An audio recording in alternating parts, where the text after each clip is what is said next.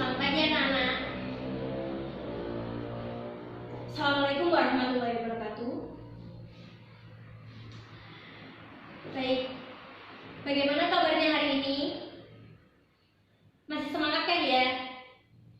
Baik, Ibu akan menjelaskan tentang teks geografi pada pertemuan hari ini. Sebelum kita memulai pembelajaran, alangkah lebih baiknya kita berdoa terlebih dahulu menurut keyakinan masing-masing. Berdoa mulai.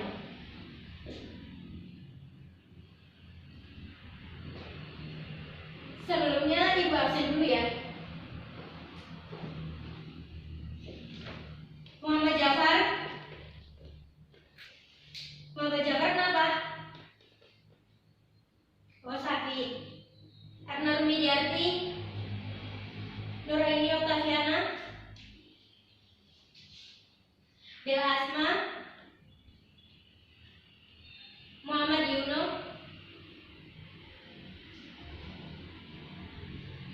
Yohana Ratna. Hadir ya. Tadi yang nggak hadir cuma Muhammad Jafar ya. Besok dicenguk ya. Baik, pada pertemuan hari ini Ibu akan menjelaskan tentang teks geografi. Minggu lalu Ibu sudah menjelaskan sedikit tentang teks geografi. Ada yang masih ingat apa teks geografi? Ya, bagus. Siapa? Ya, dengan Mbak Erna. Teks geografi. Oke. Teks geografi adalah teks narasi.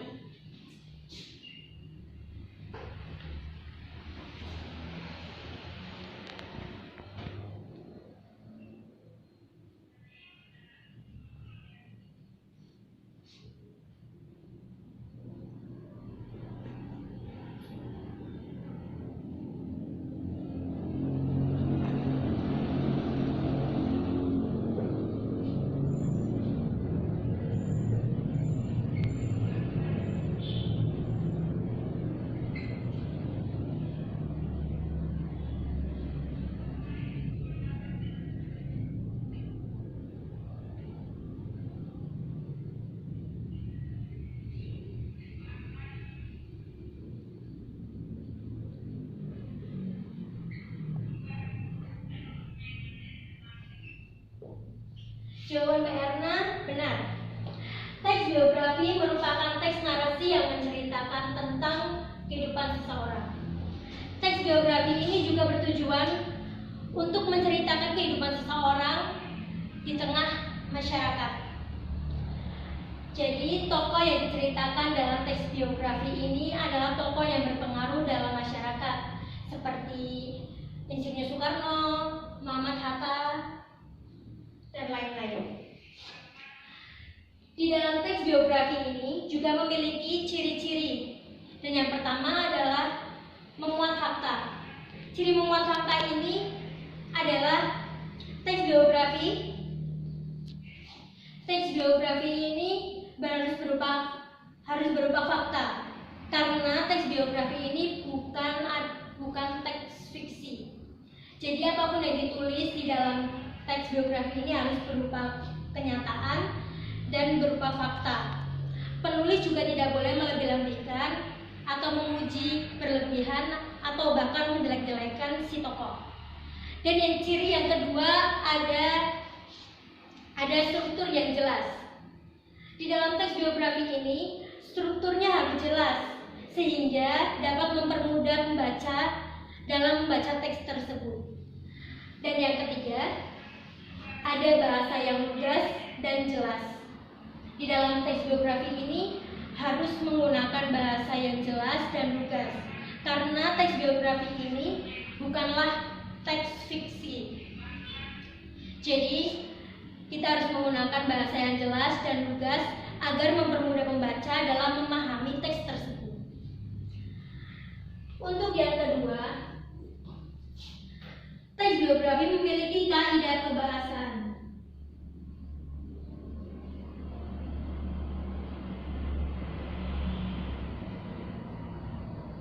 Ada yang tahu apa saja kaidah kebahasaan teks geografi? Ayo, baik. Ya, Kak Nana. Apa?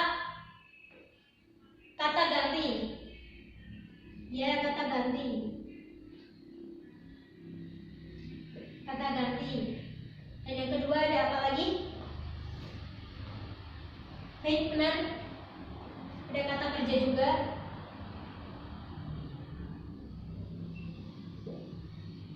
Ada yang mau menambahkan? Sudah? Baik, Ibu tambahkan ya. Yang ketiga ada kata adjektiva.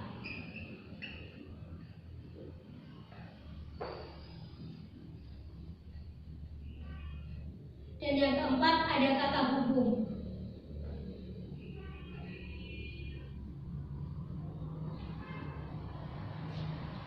Ada yang sudah tahu pengertian dari masing-masing kaidah kebahasaan?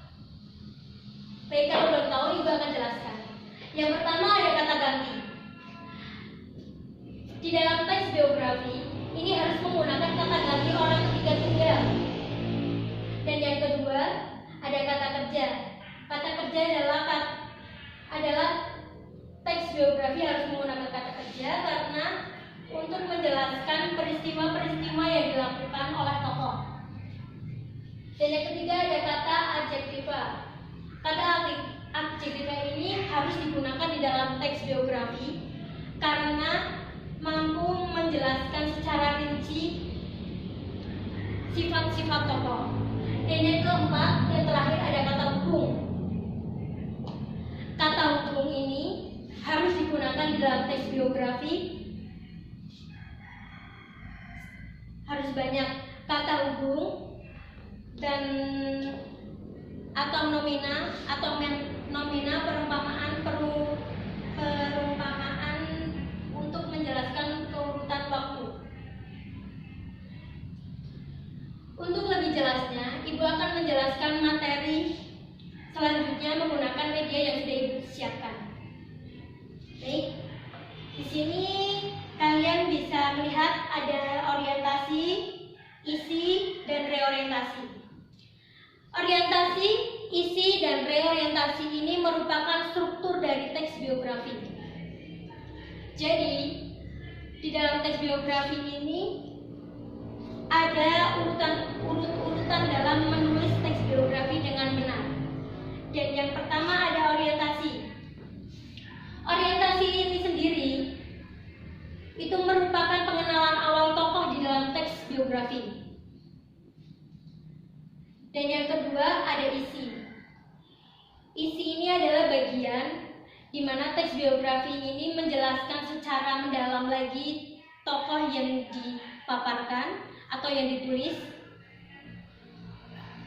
dari si tokoh itu kecil, lahir hingga dewasa. Dan yang ketiga ada reorientasi. Reorientasi di teks biografi ini merupakan penutup dari teks biografi tersebut. Selain itu, reorientasi juga bisa menjelaskan atau menuliskan mengenai kesimpulan si tokoh tersebut. Di media Ibu memaparkan 3 tokoh Indonesia. Siapa yang tahu? Gambar pertama gambar siapa? Ya, betul. Ini Bapak Soekarno. Beliau adalah presiden pertama Indonesia. Dan yang ketiga ada Muhammad Hatta.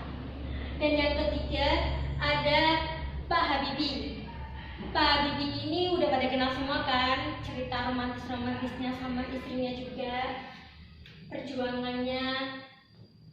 Baik, Ibu akan menyuruh kalian untuk membuat teks biografi berdasarkan gambar yang ada di depan.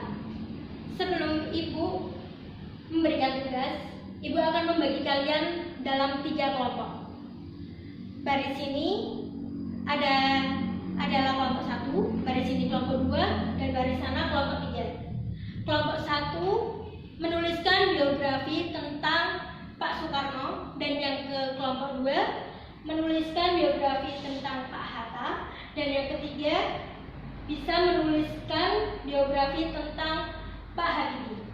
Silakan dikerjakan. Ibu akan memberi kalian waktu 3 menit untuk menuliskan. Terima kasih. Selamat mengerjakan ya.